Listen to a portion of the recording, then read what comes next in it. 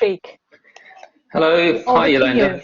Thank you very much. And just to say is, although we had a research team, which is myself, Helen, Heather, Allison, and Jane Lewis, there's actually only me here at the moment, but I will take you through the research. Thank you, Yolanda, for inviting me to the conference. I'm really sorry I couldn't be here all day. I'm afraid I'm teaching. I mean, first of all, to say that the research we were doing was about student parents, and I was thinking about this this morning. Is that it's all about human connection, really. This session, this part, and on Wednesday this week, I had to go to accident and emergency in a drug-related episode. Now, before you go and complain to the Vice-Chancellor about the sorts of staff the university employ, it was actually because I took a B3 vitamin tablet and I had an allergic reaction to it. But I went to accident and emergency and I sat in there and they took me through and I waited for a blood test. And I was there for about 3 or 4 hours. And it sounds really odd, but I actually quite enjoyed it. And I couldn't work out why I was so excited or why I was enjoying being in accident and emergency. And I realised that actually it is human contact. It is the first time I've been in a room with people I don't know for about a year.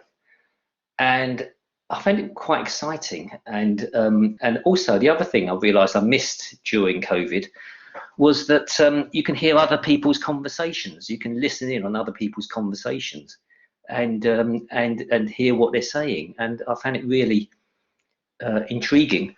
So yeah, so although it sounds odd, this is kind of what the session is about, and it's about a piece of research we did, or we've done the actual interviews and we're writing up the research at the moment. And the research we started about a year ago, and it was originally about student parents and role modelling. Because when you talk to students who are parents and ask them why they're at university, among the first answers they give is, I want to be a role model for my children. And that's been reported quite widely in other research, but nobody's really asked the question of what the students mean when they say they want to be role models. So that was originally the research, but of course, this time last year, when we were setting off to do the interviews, of course, COVID came along, and it seemed crazy not to actually put in some questions about COVID and how it impacted on students and what it was like being at home as a student, particularly as a student parent. And that's what we're going to focus a bit on today. So I will talk a bit about role modelling, but mainly it's about being at home with kids and being a university student. So the first thing is, why did we bother? Why do we want to do this research? Well, we interviewed 19 student parents in depth. Some interviews took about 45 minutes, some took about an hour and 15 minutes. But it gave us enough time to really talk to them. But why do we do the research? Is because people who are students at university and they've got children, dependent children particularly, is their experience at university is quite different to other students because of the responsibilities they have. And anyone who's here who is a parent will know what these are. You know, rushing into university, dropping your kids off at school, getting back home, doing your homework, getting their food done, all those sorts of things. It's actually quite different for somebody who's got kids to somebody who hasn't got kids. And those issues became highlighted really because of COVID. Because not only did these student parents have to do homework with kids in the evening, but now they became a teacher, and now they were teaching their kid maths, English, science, all of those sorts of things. And of course, some of them, you know, some had one kid, some had 2 children, but some had 4 children. So they're trying to homeschool their children, 4 different ages, 4 different attitudes to school. What did we do? Well, we interviewed 19 students.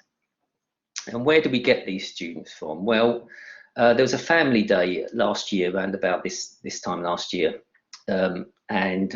We will be back again next year doing a family day when, you know, parents can bring their kids into the university and play games and learn things and do a junior graduation and all those sorts of things. So the first where we got a sample from was emailed everyone who came to family day and said, would you be interested in taking part in a piece of research?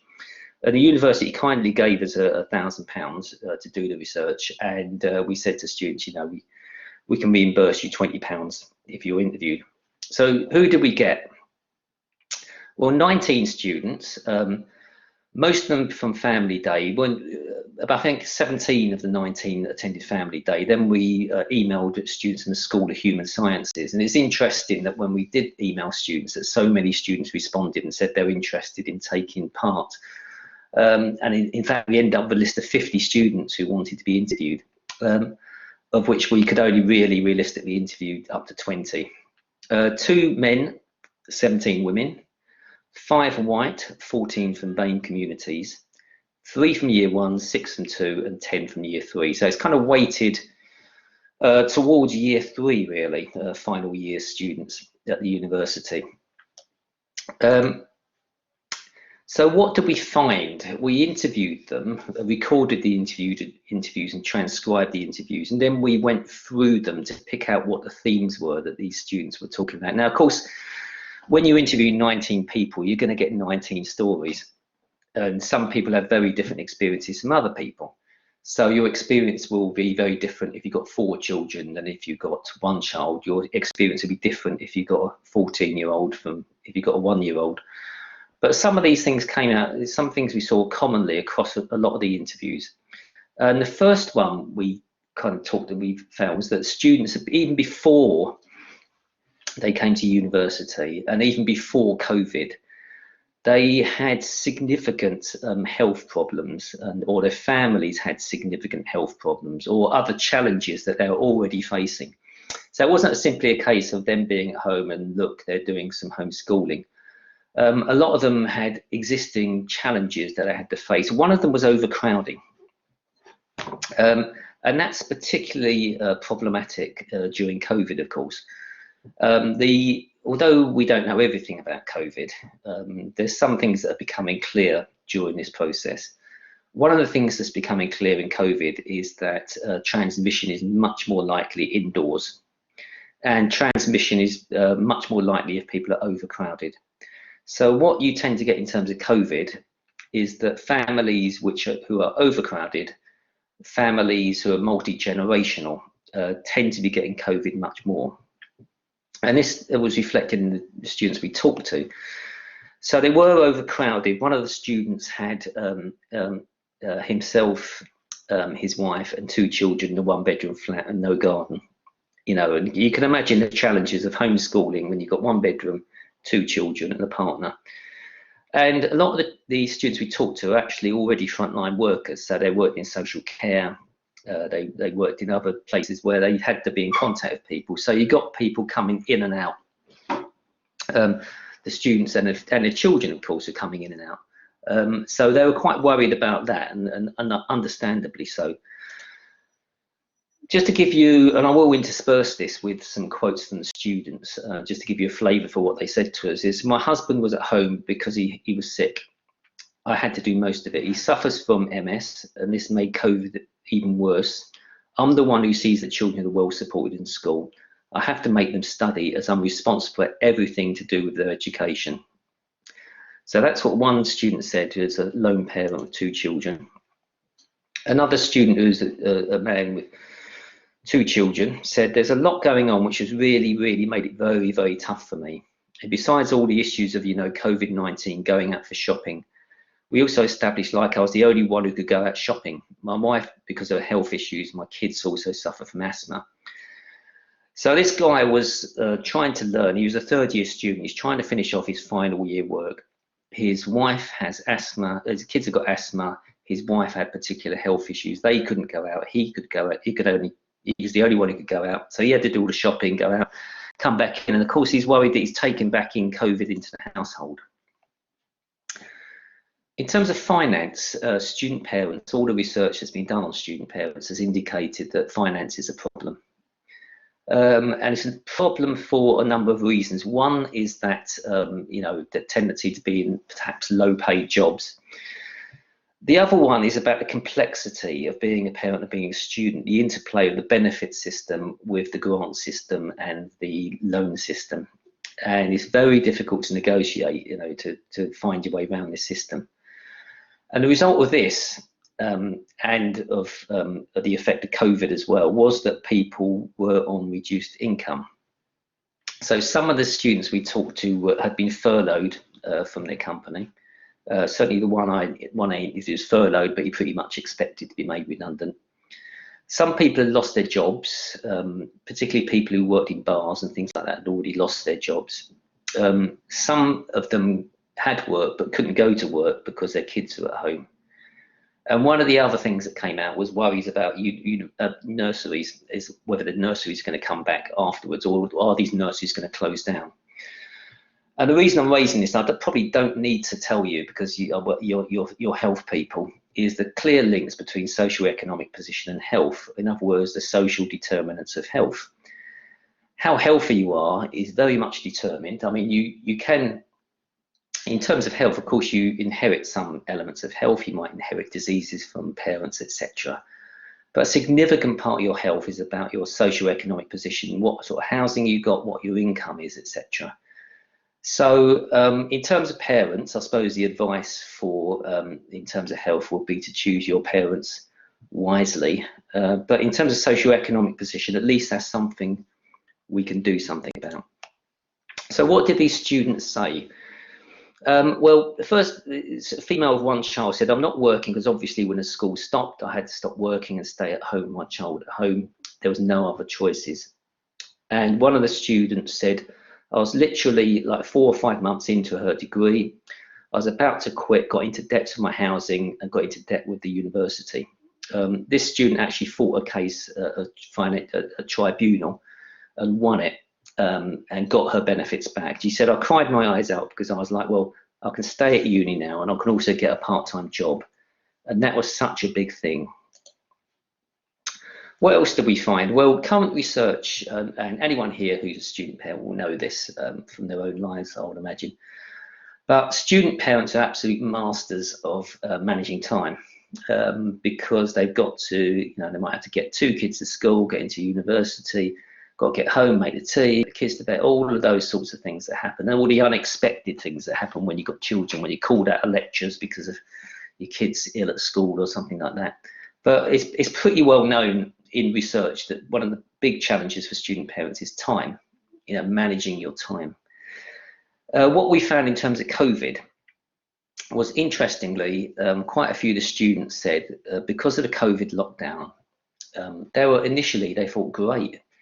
I don't have to, I can stop going to the nursery. I don't have to bring my kids into school. I don't have to go into university. I've got much more time now. But then they realized that they had to homeschool their children. And that was really problematic for them, just in terms of time. And this had quite a big impact on the mental health and stress that the students were facing. So a female with one child said it was like, okay, we're working at home until this uni thing was online. And I was like, great, but I totally forgot I still had the homeschool. I'm like, hold on, I need to actually do some home curriculum for my daughter. So that's when I started to get stressed out. And I'm like, well, we got to get into homeschooling. It's like, oh my God, this is horrible. I don't like it. So there's a kind of initial relief that students had, but then it's tempered by a realization of what they had to do. One thing that came out in our research that hasn't particularly come out in other research was the importance of space. And that's a key resource for student parents, particularly for student parents because they are sharing their space with their children. And of course, there's real challenges in all sorts of ways if you have to share space with children in terms of doing their homework and doing your university work. And people just had a lack of space at home, particularly since COVID, because their kids are also at home all the time. If you lock down, your kids are at home and if they're not at school. So how do you find a space to actually do things? One thing that came out in every single interview we did was the library, was that particularly for student parents, it's a key resource. And it's not because students are necessarily desperate to go in there to borrow a book, although of course they do. Is that the library, the university library, is the only place where they get a bit of peace and quiet, away from their families, away from other people on the course, or perhaps do group work with other students. But again and again, the student parents are saying, well, the library closing down has been a disaster because I can't find anywhere where I can do my work. And it wasn't just about doing work, it's about their identity as a student and their confidence as a student.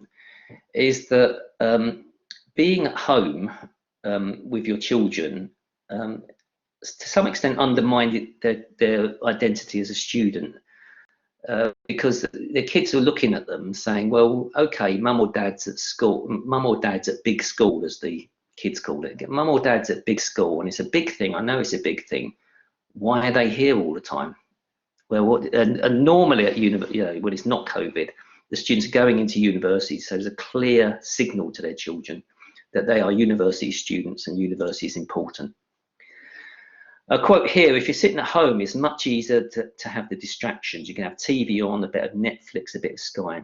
Whereas if you're in university in a lecture, you haven't got that distraction. You're able to focus and engage with classmates in your lecture. It just feels more like you're learning. And another student said about coming in to university 2 times a week, but actually coming 3 or 4 times to sit in the library. So they didn't have any lecture sessions, but they just needed to sit in a library. Because at home there's so much going on. I live in flats and there's neighbours around and there's always one thing or another, and it's quite interesting, you know, from the other side of it, from students when I give lectures or talking, or when I'm meeting staff online, is how many times they say, oh, somebody just rung the doorbell, hold on, somebody just rung the doorbell. Emerging themes or emotions. What we found was that students wanted to come to university to get a better job and to be a role model for their children. But it wasn't just about the money. What it's about is emotions, is about feeling like you're a student.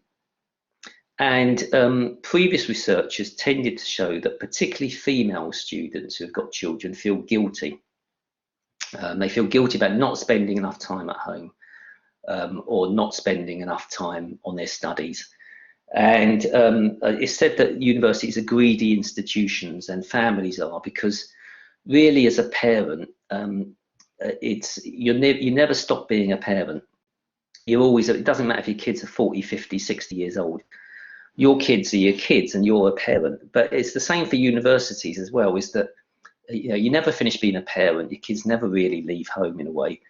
And it's the same as a student, is that when you do an essay, you never really finish it, you just hand it in, but it's never finished.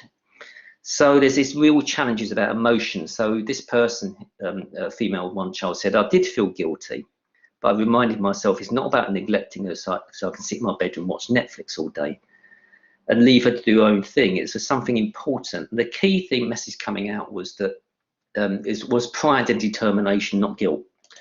Was that students were really proud of being students. Their kids are proud of them being students, and they were determined to finish their studies.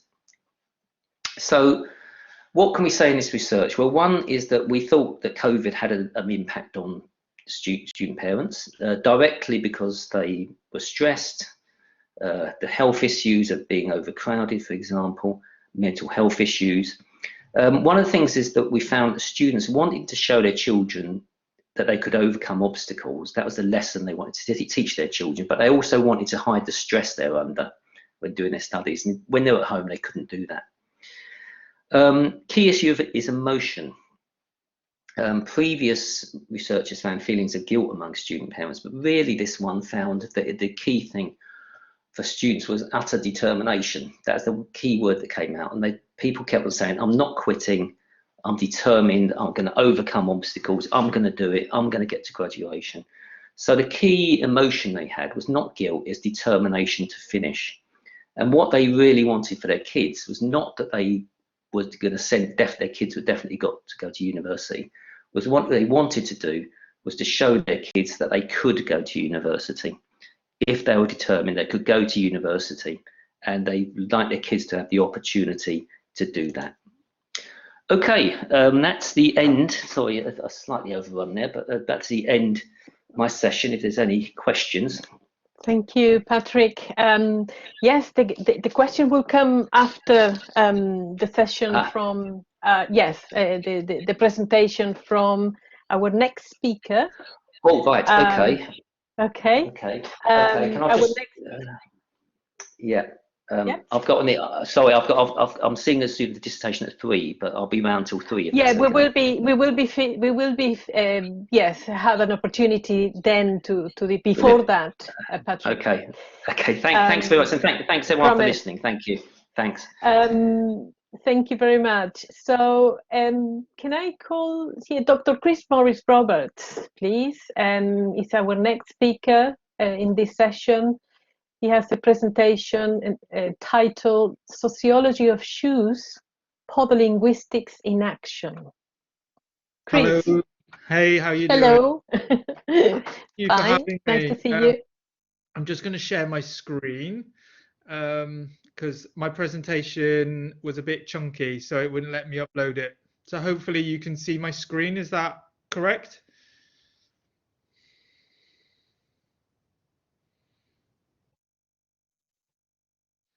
Excellent work. Okay, good stuff. So yeah, my presentation's on the sociology of shoes, podolinguistics in action. This shoe here is my favorite shoe. So shoes, setting the scene. So as some of you may or may not know, I'm a podiatrist, and so I spent a lot of time looking at feet, looking at shoes, touching feet, touching shoes, and I often say to people when I start these presentations, look down at your feet right now. What have you got on your feet? Why have you got them on? What do you think they say about you? Why did you buy them? Are you connected with them? Why have you got those socks on or slippers? Or we've all made choices about the things that we put on our feet. And so how did my career end up that I ended up becoming a shoe sociologist, you could say? Well, the roots of my work lay in clinical frustration, really. When you treat lots of people telling them you need to change your shoes, you need to change your shoes, and people don't change their shoes, in the end you give up telling patients to change their shoes. And then as I matured into my career, I was like, there's something here. And I believe there was a sociological connection to the shoes we wear and why we wear them. And then, as luck be it, I came across a book called The Sex Life of the Foot and Shoe, which literally changed my life. It blew my mind, this book, and some of the contents in it, which no one really had referred to.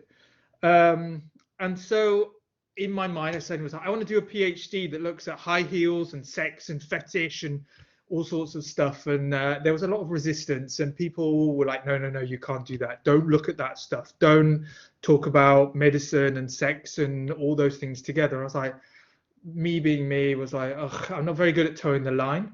But I thought, well, what can I do instead that might lead me to those questions? And so eventually I did my PhD and I published a book. And it was about sportsmen and the sociology of the shoes that sportsmen wore. But to go back a bit about podolinguistics and in the sex life of the foot and shoe, they mention it briefly and they start it, and it talks about it's a signifying language of feet and shoes. When you look at your feet and the shoes you wear and the choice of shoes you wear, they are signifying a language out to the world about something you're saying about yourself. So Rossi suggested it was an ignored component of our body language. And he also suggested that there was a pouring out of a stream of consciousness through our feet and shoes that people weren't really acknowledging but not really accepting. There are lots of socio-erotic connotations of putting feet into shoes. And shoes themselves, there's a theory called the shifting theory of the erogenous zone. And in fashion theory over the years, we have different body parts that are exposed, whether that be the bust, legs, knees, ankles, feet, and shoes become an important part in this signifying language of our bodies. So after the resistance of my professional body saying no, don't do PhD on something to do with sex and women and high heels, I went, fine, I'll toe the line. So I did a PhD looking at the sociology of men's bodies and sport and why they wear the shoes they do. And it enabled me to sort of start the journey and start getting some acceptance, you could say. So that was 2013. And then suddenly, and these were two turning points, 2013 and 14, where suddenly overnight, people were interested in what I was saying about feet and shoes. So there were different areas that I ended up sort of moving into in the Podolinguistics arena, you could say. So there was sort of like the everyday, how we exist. Then I sort of moved into a little bit of disability and health. And then I also discussed some bits about policy and practice and governance. So I helped write the report for the government looking at shoes in the workplace. And there was the whole case a few years ago about the woman that was sent home wearing high heel shoes.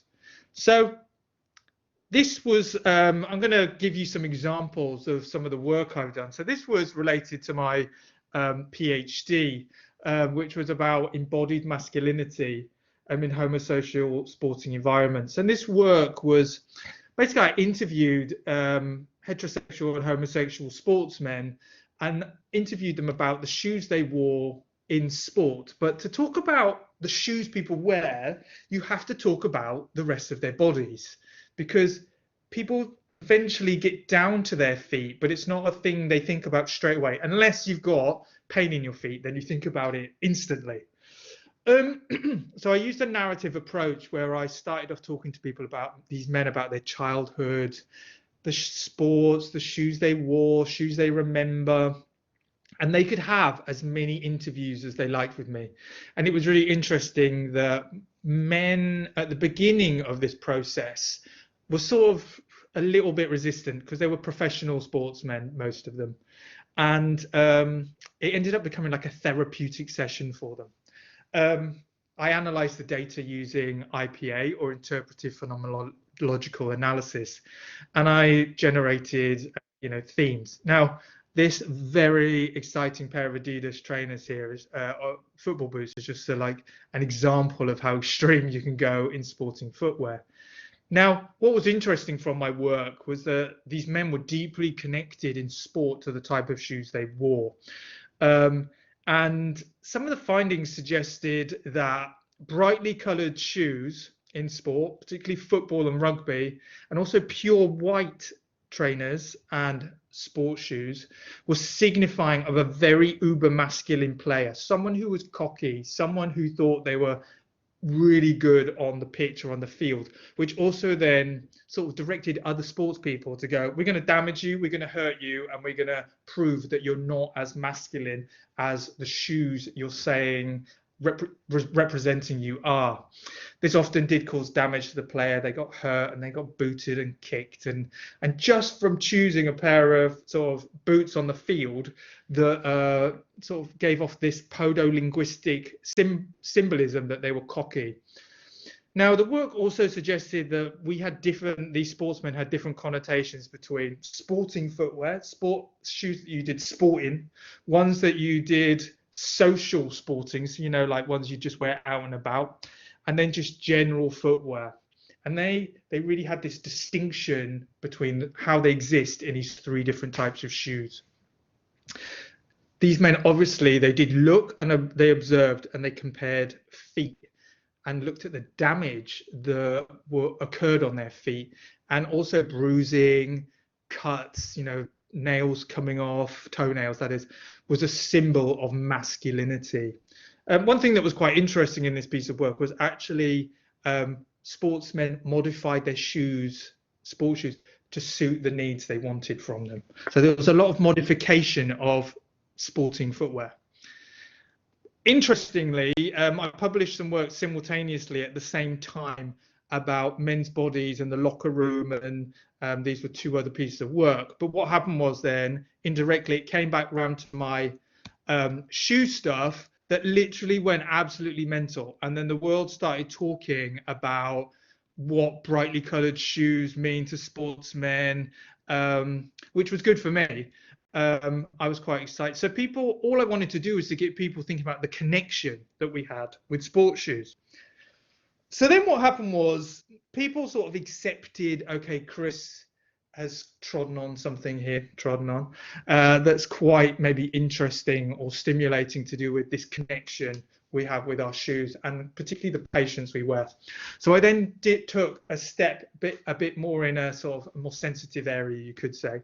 And I looked at what men think about women's feet and shoes. So I wanted to know what heterosexual men looked at women and what they read into the shoes they were wearing. So I designed this study, which was ethically and governance approved, where I held focus groups with men, and we had photos. We did photo elicitation, and they scored these shoes in levels of attractiveness. And we did, I then did individual interviews with men if they wanted to talk further about the shoes.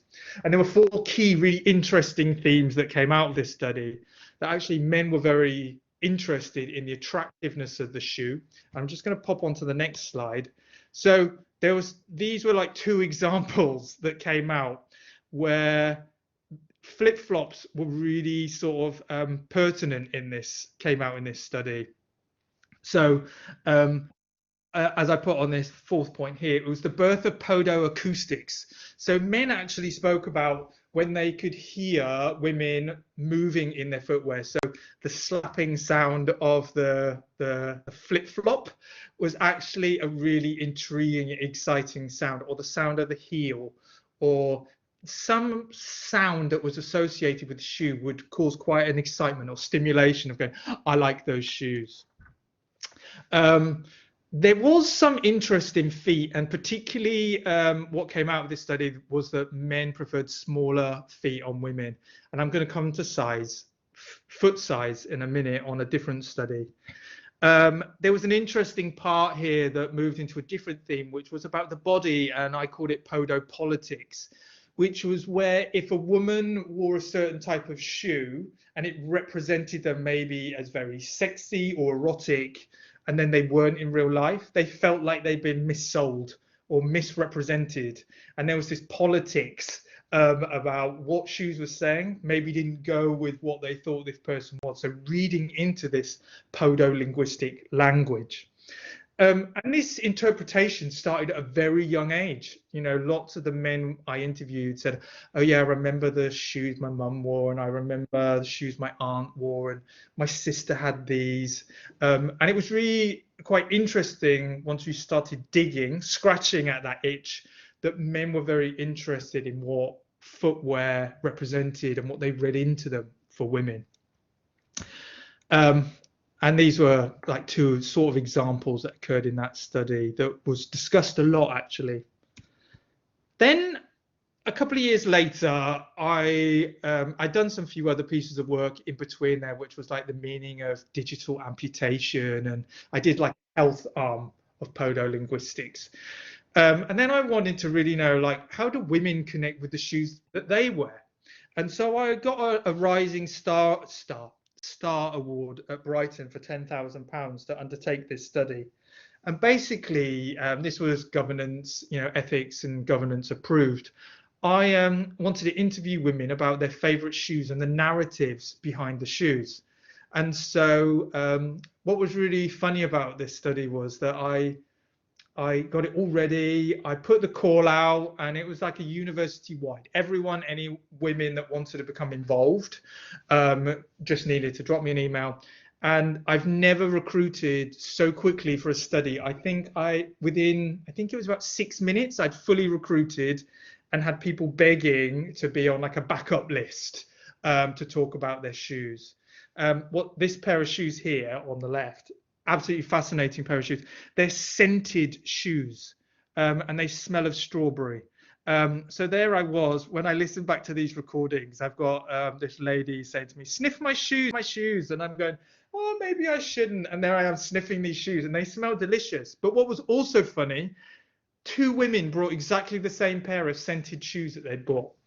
Anyway, photos were taken of all the shoes. So I had all these women that came along to give narratives about their shoes. And here's some examples of all the shoes. And you can see the top left-hand corner, there was one lady who only wore Birkenstock. She would only wear Birkenstock.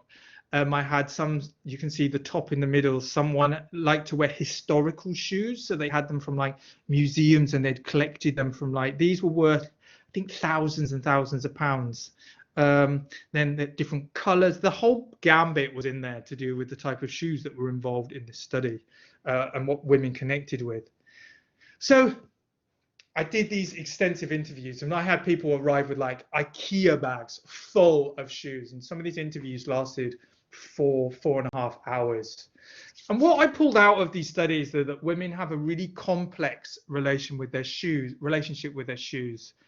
And it starts really early in life, you know, their relationship with going shopping, remember buying your first school shoes, being made to wear shoes you didn't want to wear.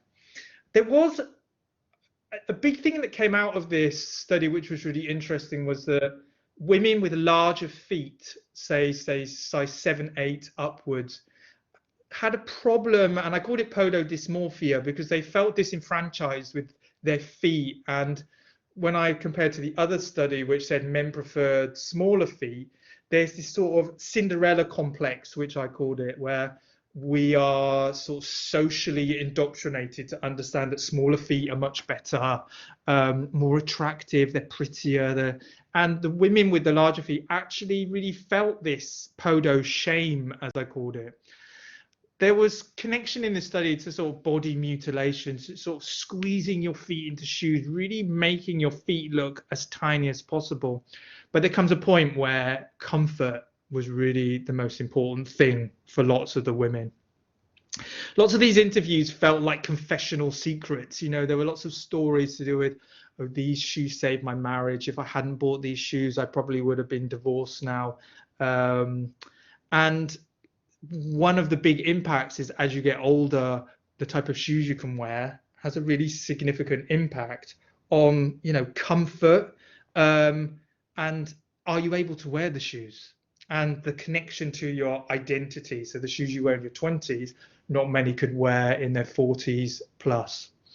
And so this notion of podolinguistics, which I developed, you know, this language was really closely linked to identity.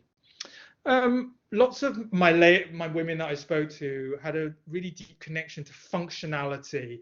These are my riding boots. These are my walking boots. These are my, they had very different defined function of the shoe and the relationship they had with it. And it was very important to remember that podolinguistics had very important connotations to material, shape, color, fit, and how you feel about them, and also how you read that into other people. So some of the participants said, you know, it's how we perceive shoes, it's how we project ourselves, it's how we move in these shoes. And it is a bit between our organicness, you know, how we exist and the rest of the world. They are the bit that touches the rest of the world. So there's a very special connection between the feet, the shoe, and the ground in which we walk and exist. And someone said, our shoes talk for us. There's always a fear of losing control, which I found very interesting. So like this was an example of one of the shoes where you could see the laces, the orange, and, you know, while we're sitting here, think about, like, what do you see? What do you read into these shoes? What do they mean to you? So this was another example of all the shoes that one person brought along, and we discussed narratives on every single shoe. Sorry, Chris, you have 2 minutes to go. Yep, all good. So I'm going to skip there. So I then did another study, which we then looked at people keeping diaries about their shoes. And every time they changed their shoes, they had to give a reason behind the change of their footwear. And it was really interesting. We published this study looking at how often over a 2-week period people changed their shoes, and the type of shoes they then changed into. And there were all different shoes that cropped up: slippers, there's lots of comfortable shoes, trainers. And there were some key themes that were really interesting from the study, which was about, you know, confidence, memories. And I just wanted to know on a daily basis, do we change our shoes that often to move with the identities in through which we shift throughout a day? And the answer was yes, we do. Throughout the day, our identities change, and so do the shoes we wear. So because of all those bits and pieces I did, it had quite an interesting knock-on effect on my work. So I started to think about how we connect with the floor, how we move through dance and movement. Which was one other study I did. And then I moved into another study, which was looking at the lived experience of ballet dancers through pathology and pain, and understanding movement and how we live through that pain and movement.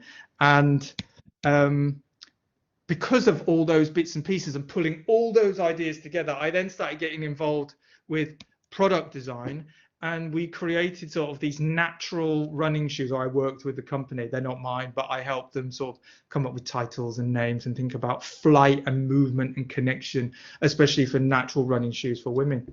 And there's some Podolinguistics in action for you, and thank you for listening. Thank you so much. Thank you, No Chris. worries. It's very exciting. Love shoes. Love Yes, shoes. we can tell. Yes.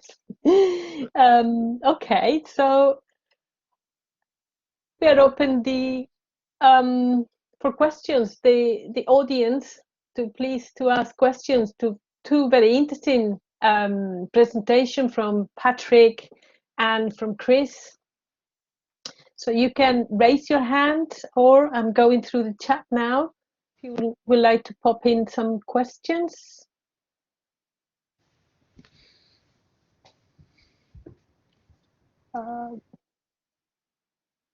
Lots of thank you to Patrick presentations and to Chris. Patrick has added to the chat, if you would like to read a bit more some of the findings from his research on student parent, and he left us a link. Is that a paper, Patrick? It's just a blog I did for the Higher Education Policy Institute on the research. It's very brief, but it outlines the main issues. But I just wonder, one of the things that if people aren't asking questions, I'm going to ask a question myself. And Chris, that was really, thanks. That was really interesting. But at one point, I was kind of thinking, is there any link between my research and your research? I was really thinking, and I think there is a link actually, and that's gender. Yeah. Is that different attitudes in terms of gender, and one of the things that we found is we only end up interviewing I think 17 women and 2 men. But the research that tends to show about the different attitudes, and while there may be different attitudes to shoes, there's different attitudes to different things. And I think for the women who we interviewed, and this is shown in previous research, is that women student parents have a slightly different attitude to male student parents. And one of the things that centers around is the thing about role playing, not role playing, it's role modeling. And being a role model for children, but also because the women said that although their husbands and their partners may do housework and domestic duties, they always feel responsible for it. Although they said, yeah, it's great, my husband helps out, at the end of the day, the women felt responsible for the home and the domestic duties, and that was a further issue in terms of the time they had to do their their academic work. So it wasn't that men didn't help at all. It's just the women felt a sense of responsibility and a quality and a standard that had to be maintained, even though they were doing their studies and doing homeschooling, all those sorts of things. So I did, Chris, find something. I hope that was a connection. Can I chip in? The initial connection between the two that I draw on was identities, because obviously through the shoes, as Chris has explained, I mean, those identity on masculinities and femininity as well. or the different self that you consider, you know, to engage with. As he said, across the day you can show different type of shoes and why you change them, and what they are trying to convey, which persona you're trying to show off to the world.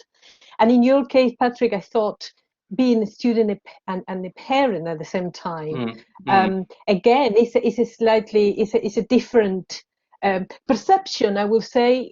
Having studied, I'm studying COVID as well, and I have to say I couldn't include you for obvious reason. You were teaching in the morning. We have sessions on COVID in the morning, but yes, and that's why you're in the afternoon. But I thought, yes, I mean, women and gender has a lot to do, because there's multiple identities there and expectations on women's role and caring for the family, caring for the children, that are playing at the same time in dealing with these extra issues coming with the pandemic.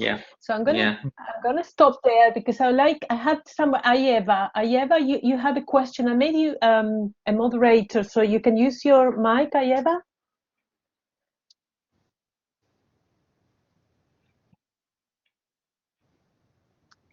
Ayeva, we cannot hear you.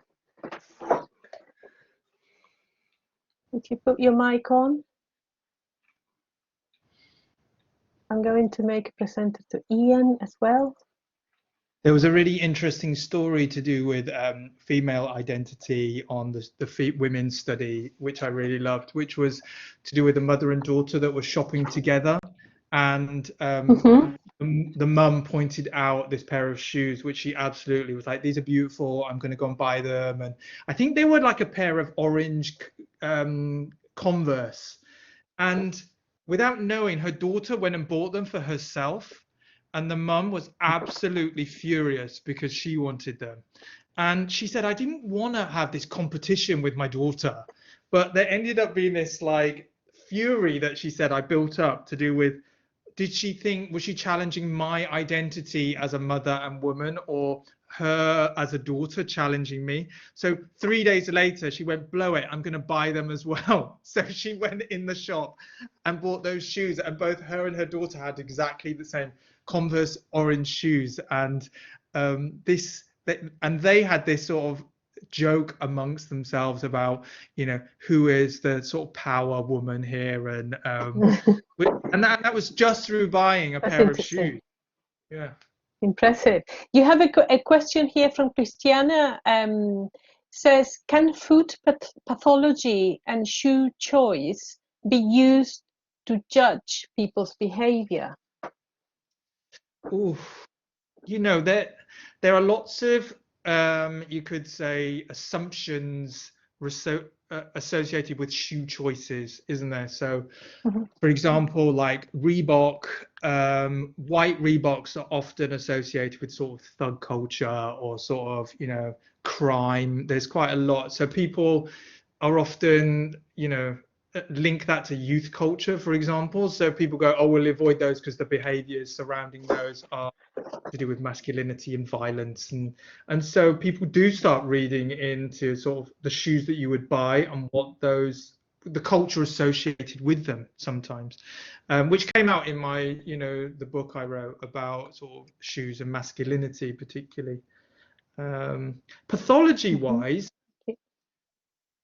that's a tricky one, because you could consider people who you know, do certain things or activities with their feet and shoes, such as, you know, jumping over walls or getting into mischief, would end up hurting their feet. So you could go, oh, that person's more of a risk taker, you could say. My dogs have just come back from their walk. Okay, thank you, Chris. Let me see if Ayeva, I don't know, you regain your mic? Maybe not. Maybe you can type your question, perhaps. And I think I had Ian as well. Ian, you have your hands up? Yes, thanks. Can you hear me? Yes. Good, great. I've always probably been ashamed to say I've always attached far too much importance to the judgments I make about people based purely on their shoes. I now realise that, in fact, that's absolutely correct to have done that all along. And as somebody else has just said in the chat, 2 things you can judge people by: their shoes and their wristwatch. Which is very shallow. But I do have a question. I just wonder, because when you asked the question about look down at your feet and what you've got on your feet now, and it's something that I've, since the pandemic has started and I've been working at home, or we've all been at home pretty much sort of solidly since March, I very rarely wear shoes. Yeah. I don't, unless I'm actually going out, I put nothing on my shoes from one day's end to the next. And I just what that sort of, whether there's any, relationship between pandemics, footwear, do you know what? Change our outlook on these things entirely. The amount of people that, as being a podiatrist, people message you all the time and go, this hurts and this hurts. I get very elaborate annotated diagrams sent to me about where pain is and where it's coming from.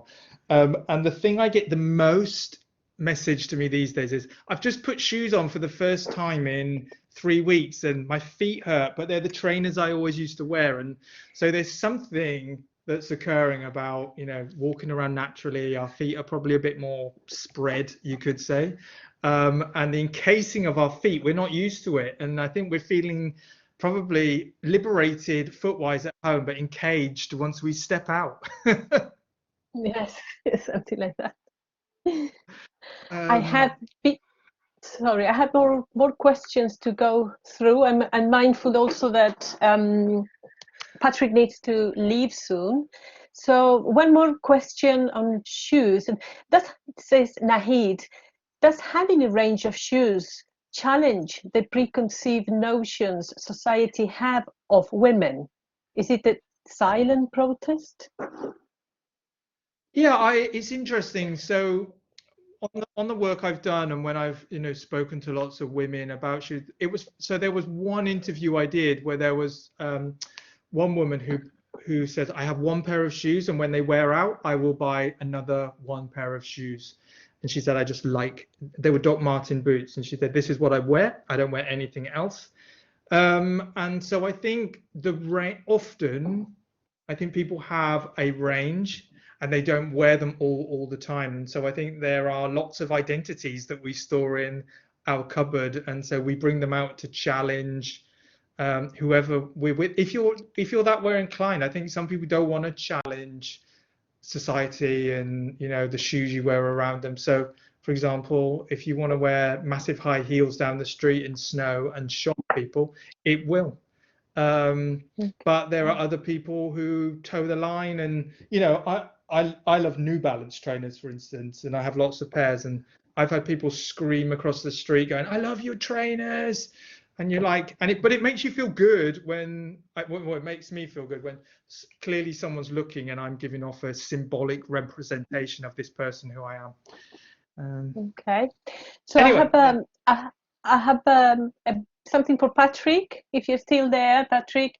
Livingston says that is a cultural thing for students who come from more paternalistic societies, are guided by societal norms from their countries of origin, which clearly separate gender roles, where household work are managed by women rather than men. If men do anything in the home, it is seen as helping out rather than as a duty or responsibility. Often the change of these gender roles is a shock to many migrant men who settle here or other similar societies when already married and bring their families along with them. Yeah, that's a really interesting point. Is that intersection in research, and I don't know whether Chris sort of did anything around that. The kind of an intersection between ethnicity, gender, class, that intersectionality, as it's called sometimes, is that what is driving people in terms of what they want to do and what they will do, and who's driving them. And I think this is it's really hard to unpick. The students we interviewed, it's really hard to unpick whether what they were doing was influenced by ethnicity, their gender, their class, that they commuted to university, how many. It's really difficult to unpick all of those. So my answer to Livingston is a fascinating question, but having interviewed 19 students, we would love to come to a conclusion about some of these issues, but there weren't enough people to justify. We had some interesting ideas, but realistically, if you're interviewing 2 men, how much can how much can you draw from those 2 interviews? So it's a tricky one. It may, there may be influences there. We couldn't, in all honesty, justify putting that in a research report, but I'm sure there's another research. Livingston, maybe we'll work together on doing another piece of research on that topic. So, Okay. and apologies, I've just got to go to meet a student, so I do apologise. I have to duck out now. But thanks very much for listening. Thank you very much. Thank you. Great to meet you, Chris. Yeah, you too. Okay. Chris, I have some more question for you. From Eva, who couldn't use the mic. She's saying, I'm thinking of the youth trend of the ridiculously expensive trainers. Trainers with tags, etc. Could that be changing? How can we perceive shoes and their owners? Well, I think, it's like trainers are considered within youth culture along the same line of expensive watches.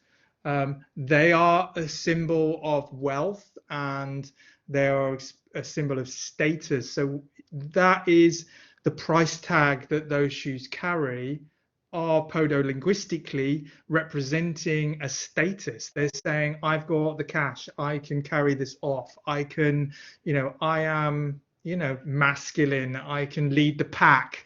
And often with those, my research suggested often with those expensive tagged footwear, they can, people are a bit frightened to, approach or, challenge those people because, if shoes, it's the same as if you see someone in a nice pair of, Christian Louboutin and you go, oh, I really love those. But you go, shall I go and say I really like them? They'd probably love it. Do you know what I mean? If you said, I know those trainers. Yeah. And Olivate says, Dr. Chris, why did the female shoe size change a few years ago, but people were not told? Oh, I'm not sure about that one, to be honest. I didn't really know that had happened, to be honest. I hadn't seen that, but was that UK based? Because perhaps Olivate, yes, she says. I'm not sure. It's not something I know a lot about, to be honest, to do with the sizes. I know that feet are generally getting bigger. So shoes need to follow the trend, if you get what I mean. So that's usually would be why. But the problem is if you have small feet, actually buying small shoes within sort of, you could say, adult feminine styles are often a real challenge. But then I have lots of women that get in touch with me over the years that go, I have really large feet, I want feminine attractive shoes, and I know all the brands that I can guide women to that might suit their representational needs. I feel like Dr. Shoe Fix It, do you know what I mean? And people really appreciate it. I imagine so. Okay, there are lots of other comments, people enjoying this presentation. I think that you have been also replying to some of them, right? I think I replied to 1 or 2. My shoes aren't insured. I do have some fans. The thing is that once you get into shoes and knowing, the types of shoes and what people wear, and the brands and stuff, it's quite. So when I went to Hawaii, I bought a pair of. No, Japan. When I went to Japan, I bought a pair of New Balance that had like Japanese silk in them. But the problem is they're so precious that I don't wear them, so they just sit in the cupboard. But there are interesting stuff to do, like with the Toms, for instance. Toms did that all the work about buy one pair of Tom's trainer shoes, and they gave a pair to someone And well, the problem was I did some work in that area, and there's something called podoconiosis, which is a condition which is a bacterial infection that goes through the soil into the feet and causes elephantitis of the lower limb. Now, the problem was the people were given these amazing shoes to wear, but actually they were so precious and they coveted them so much that they didn't wear them. And all it did was sort of make the situation worse, because this item was such a precious commodity that they didn't want to ruin it. And there's, Okay. you know, it's fascinating. Yeah. Fascinating, very interesting sociolinguistic approach, I have to say, and fascinating talk of both of you, from you, both Chris and Patrick. And thank you so much. I think that we are going to have a break now of some 10 minutes, and we will be back at 3:10 for more discussion, more presentations first. Thank you, Chris. My pleasure. Thank you for having me. Bye-bye.